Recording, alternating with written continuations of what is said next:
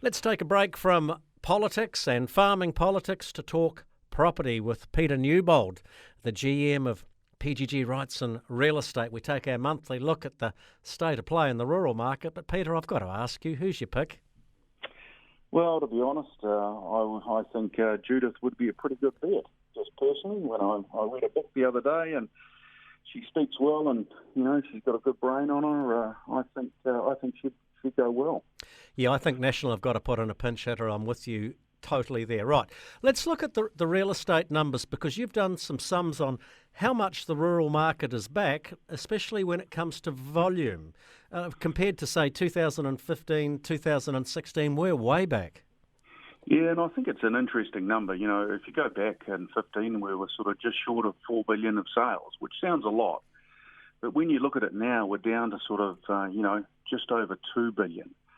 So you can see there's been a real decline, and, when you look at the lack of farm sales at the moment, it's quite obvious. And again, probably the best one for your listeners is units.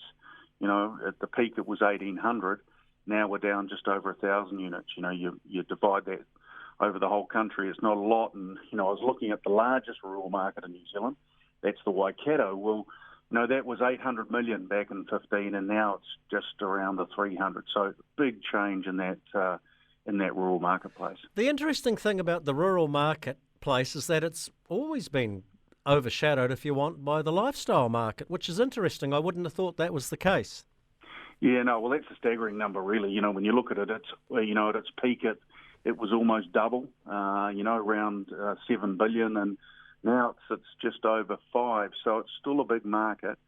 And again, units, you look at 9,000 versus 6,500 units. So it's a big marketplace, and at the moment it's probably just sort of moving along steadily, subject to sort of values and lack of listings. But yeah, big marketplace. Do you remember that old program on television, I'm showing my age here, called Green Acres? Green Acres is the place to be, farm living is the life for me. Are we seeing people deciding, after all this COVID stuff, that they don't want to be cooped up in town? They want a bit of grass around them.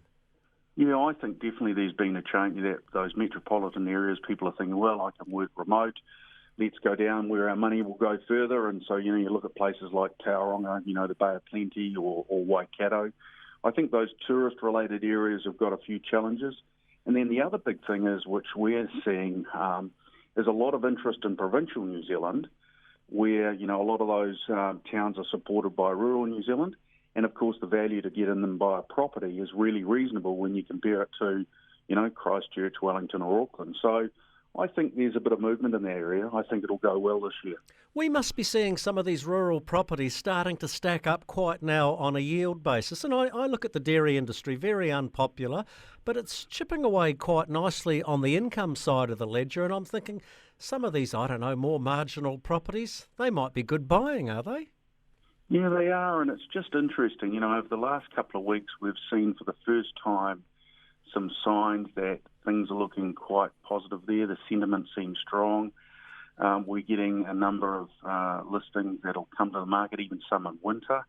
I just think there's a little bit better feeling, and our thoughts are that rural won't take off, but it'll just be steady with more small increases. And I think the other thing you just mentioned before was around some of those properties that, have struggled recently, over the last few years, and now suddenly they're priced at a point and there's interest in their selling. You can be as enthusiastic as you want about buying a farm, Peter, but if the bank won't lend you the money, you're out of business.